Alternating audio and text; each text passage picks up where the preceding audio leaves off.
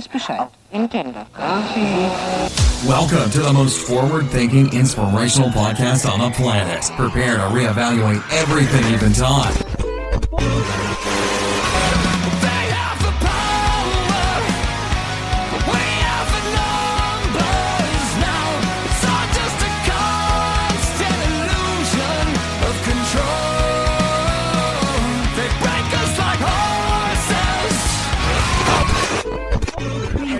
They can tell us we're crazy, and we can say, well, you haven't seen anything yet. Everything you knew was a goddamn lie. Would you up and explode like it's the 4th of July? Possessed by perfection in this land, if you're awake, you're the enemy.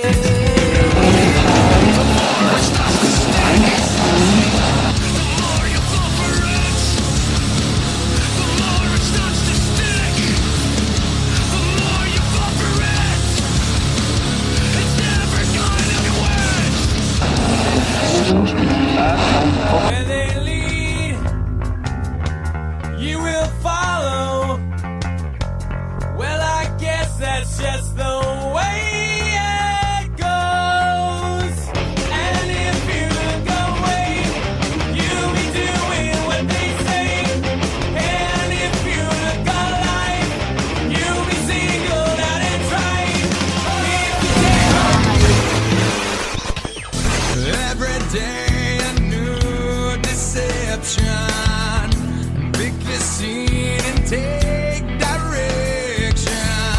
And on a search to connect. But I don't wear a mask and I have no regret. Down on your knees, you don't look so tall. Open your eyes and the empire falls.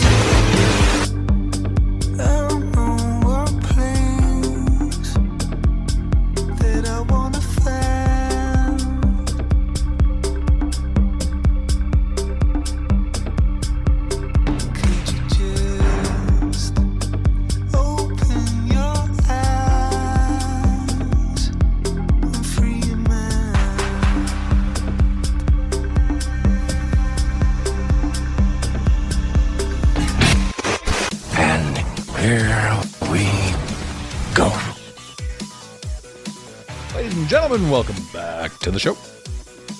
Let's take a quick look here. We are on number 11 of the How Hardcore of a Truther Are You? Again, I love this meme. This so many topics in here that are just, eye-opening. It's like, what am I going to do with all these? Number 11 after, let's see here. Many of Hollywood actresses are male. See, this is a hard one to sit with. Are they male? I mean, there are some that I look at now that I can't unsee. And when you sort of start discerning that, you can't unsee it. But it's not that Hollywood actresses are male. There was a guy not too long ago that did a whole thing on transvestigation. He was one of the first people to get wiped out on YouTube. He was everywhere. And he would show all of these things and all of these clips and all of these nuances. These what's the term? Hollywood tends to frame their characters so that they look bigger or smaller or anything like that. And when you sort of see past the magic and when you see past these things and when you look at this some of the work that this guy did, you're like, wow, some of these people are just gargantuan people. But I'm also a firm believer that, they've stolen our history from us and they've sold it back to us in Hollywood. And sure, it's easy to say the actresses are men. But there's so much more to it because that implies, I don't know, it implies simplicity. But we have this narrative going around right now that's like, it's not that, I don't know how to put this, like, gay people have been around forever. And they wanted rights. and they should have always had rights. Like I really don't understand why what you do behind closed doors is anyone's business. Gay, straight, couch fucker. I don't even know what you do. I don't know. I don't care. Just don't hurt kids. That was the bottom line to all of that. We live in a narrative now where it's not about being gay. And what's that? There's that group, Gays Against Groomers, which is phenomenal. These guys really put it out there. And one of the things I read was like, we're the hardcore gays. We're the ones that really fought for this. And somebody hijacked our movement. And you're seeing now trannies. The transvestites are being forced down people's throats. This idea that men are trapped in, or women are trapped in men's bodies. I'm not saying it's not true, but I am saying it's an overload, right? So this goes back to poisoning the GMOs, the food, this, that, and the other thing. The hormones they're pumping into everything. The idea that we are living the same life and eating the same ingredients and experiencing the same experiences that we were 40 years ago. We aren't. There's chemicals everywhere. The generation now is a bunch of kids born after their parents spent 20 years on birth control, chemically castrating themselves. And I'm not saying they shouldn't have or they should have. I'm not having that argument. I'm just saying that we're more vaccinated than we've ever been. We've got more things going on than we've ever had. And the generation that is reflecting it is this youth right now. And there's this group and this coup of people forcing this transvestite thing down our throats.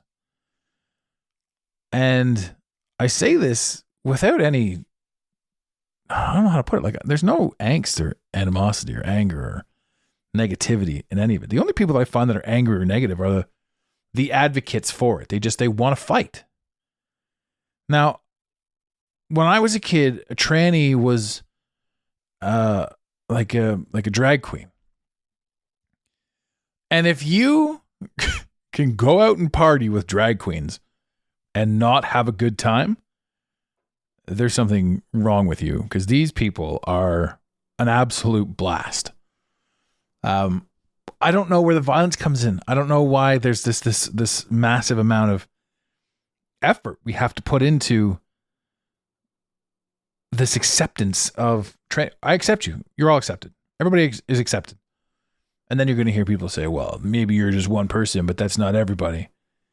Well, I'll tell you this. If somebody was forcing being straight down my throat as much as they're forcing these trannies down everyone's throat, I'd have questions for that too. I'm like, why do I have to see this? I don't want to see you making out. I don't want to see anyone. I don't care for public displays of affection. I don't need to see it. I don't need to see you sucking face with your loved one. It's illogical. It's perverse. Out in public, a peck here or this, that, and the other thing, but to sit there and like fully do it. And it's the same with the pride parades now. You know, you're gonna whip your wiener out in front of kids. Like, that's a beating and arrest in any other part of the world, but not here, because it's a sensitive topic. This may seem like I'm parlaying out from where I'm supposed to be. Holy jeez, I just spiked the mic. What is going on with this thing? I'm all over the place over here. Sorry about that, ladies and gentlemen.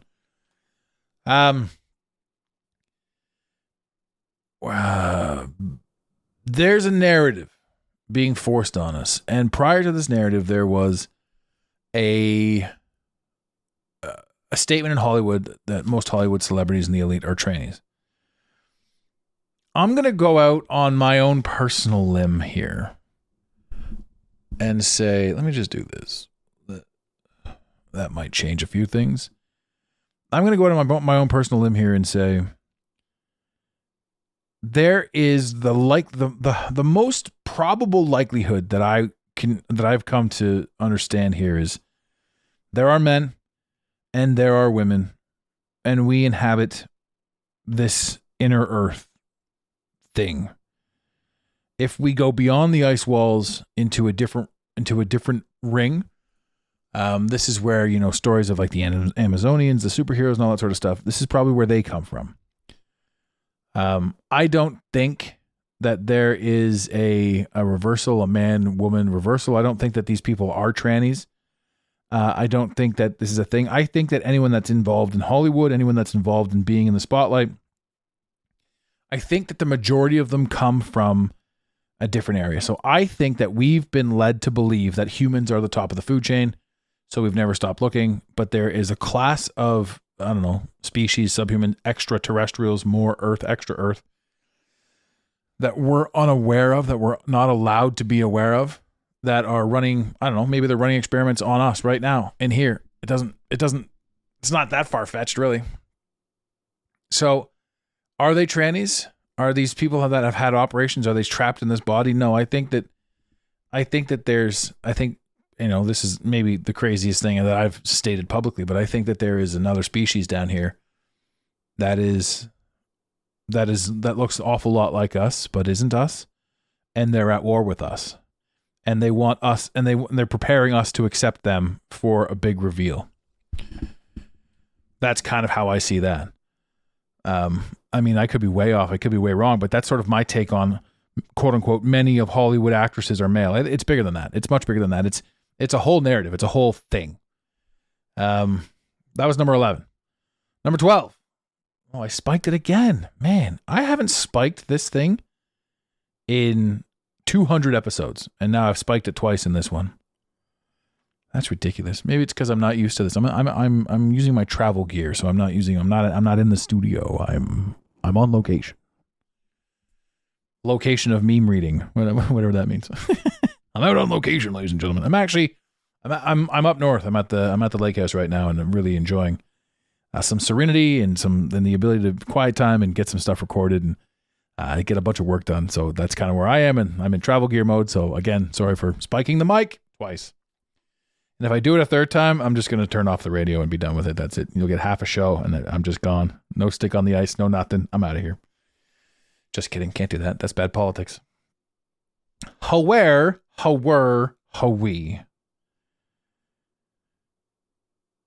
Okay. So elites, royals, number 12. Elites, royals, and political figures are involved in a massive pedophile ring. Man, how am I going to put that in the title?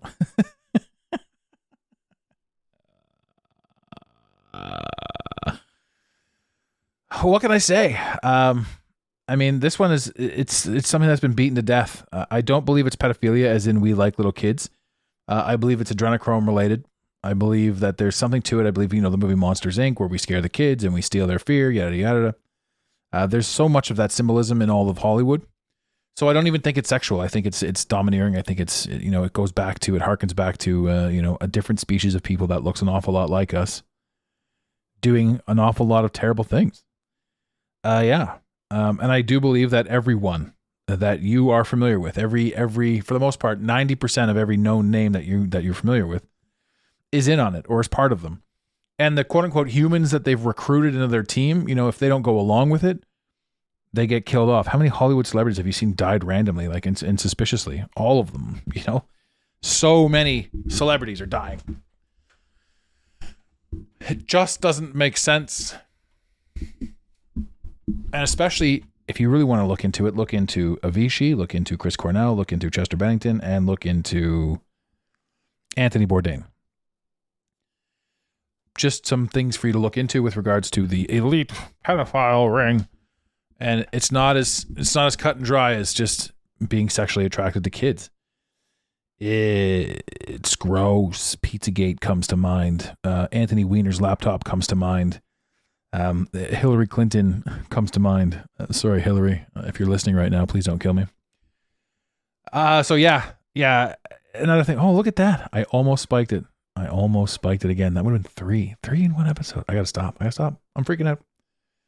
This is very unprofessional of me, ladies and gentlemen. Very unprofessional. If it weren't true, just putting this out there, if it weren't true, they would have released Ghislaine Maxwell and Epstein's client list. They would have had to. They'd be like, look, here it is. Because remember, Ghislaine Maxwell was found guilty of child sex trafficking. In other words, they knew where the kids came from and where the kids went. They've got the list.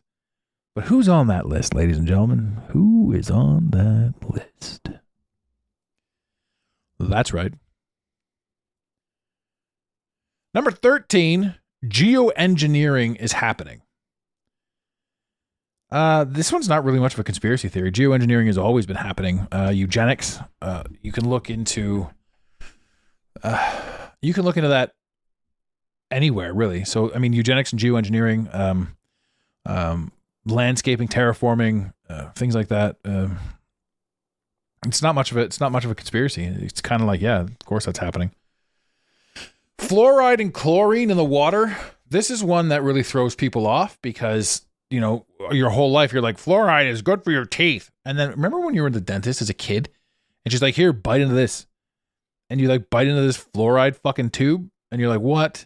You know, what the fuck am I doing? You just keep your teeth inside fluoride. Your teeth are directly nerved right to your brain. So there's like an immediate receptacle.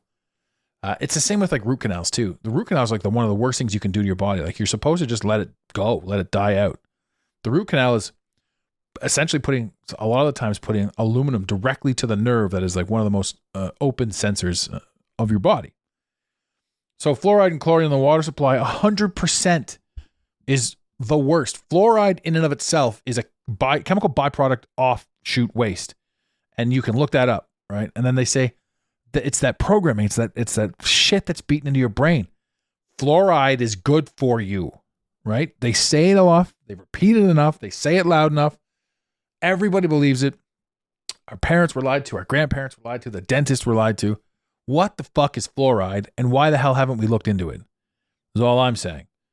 It's absolutely insane. It's absolutely absurd that we haven't looked into it recently, that we haven't dabbled with it, or even been able to question it.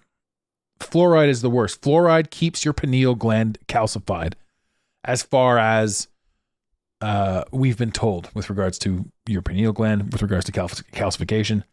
Fluoride is brutal. It's in the water. Not only that, but like the tap water that we drink is still absurd if you think about the shit that it's constantly running through. And if we don't filter it, we're just drinking it freely. Like, you know, it's putting a lot of trust in our city system. I don't have that trust. I pass mine through a zero water filter. I don't even know why I trust the zero water filter. It seems like everything under the sun's trying to kill you. The air, the sun, the water, all of this stuff is it's madness. So what are you going to do? You know, what do you do when you find this? And when you find out about this, like you can go down these rabbit holes and you can see all this stuff and you can freak out. But you don't need to, because you're like, fuck, it's always been this way. It's always going to be this way. I'm now aware of it. And there are things that I want to do to change the way I perceive what I perceive and how I perceive it. And that's basically all I can do. And you start changing things. Like before, if you were a big fat gluttonous pig, much like myself, you stop eating as much. You know, you change what you eat. You start looking for certain things and you start understanding sort of what your body's up to and what it's doing. If you're consuming alcohol, honestly, just stop. Alcohol is the biggest trap of them all. If you love alcohol and if you're okay with it, then do whatever you got to do. But I mean, alcohol is such a fucking scam. It keeps us all limited.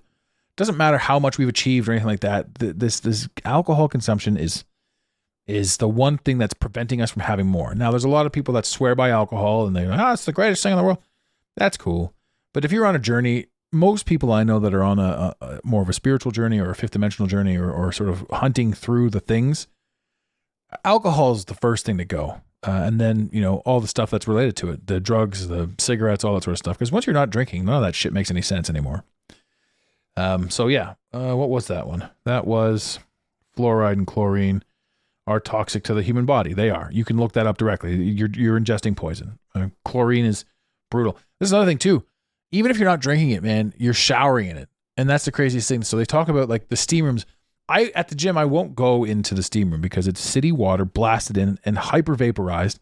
And now you're breathing this shit in and it's getting into your lungs and it's not good, man. This moisture is not good. I don't know. I've got my disagreement with the whole thing. And number 15. Caffeine consumption has many negative health outcomes. This is another one of those stories that says a glass of caffeine a day, a cup of caffeine, you can do this, you can do that. It's good for this, it's good for that. I've found that in my quest to, I guess, better myself or better myself for me, the last thing that I really truly gave up was caffeine, the last addiction. And caffeine is an addiction, and you don't really want to be addicted to anything. And there's a lot of people that don't have a caffeine addiction. It's great, but those that do drink coffee, you get this 5 o'clock or not 5 o'clock, more like 11 or 12 o'clock, 1 o'clock wall where you crash because what the caffeine did was it blocked certain receptors, and then after the caffeine wears off, the receptors come crashing back through. You don't have a coffee, you start to get the jitters. You have too much coffee, you start to get the jitters. We're told that it's good for us. We're told that it's okay. It's this, that, and the other thing, but it's really just another system of control. I mean, it just goes into, you get shit-faced at night, then you drink coffee in the morning and you sort of bring yourself back. Like all of these chemicals going up and down. And for anyone that's trying to get in tune with themselves and in tune with their environment, shit's got to go. It just has to go. You can't be doing your best to be the best you while consuming all of these addictive byproducts. Again, I'm not telling you how to live your life. Far be it from me to do that. I'm just saying in my life, I've given it up. I still have the occasional, well, not the occasional, but like daily, I'll drink a decaf because I loved coffee. And decaf tastes like shit when you are drinking coffee. But when you go off coffee for a while and then you go back to decaf, it tastes like coffee. So you're like, well, this is the way it is. And then when you get a coffee, you're like, fuck, this tastes delicious. But your body, like my body goes nuts. If I get caffeine right now, you wouldn't believe it. My body starts to vibrate. I feel sick to my stomach. Like if I get 1 cup of caffeine and if I drink the coffee, my body is not friends with me. And that's a wild thing to understand that, I've just systematically poured that crap into my body for so long. And now I kind of see it and I'm like, oh, fuck me. I shouldn't have been doing that. But then maybe I should have been, because the only way to figure anything out is to do something and then to sort of grow through it. I mean, you don't really have much choice. He says, and takes a swig of his decaf coffee. So that was the five for this episode. Ladies and gentlemen, we're going to keep this going because that only got us to 15 of 40. There's a lot to cover here. So I hope you guys are having fun with this little mini series, episodic, fun fiddly-dee.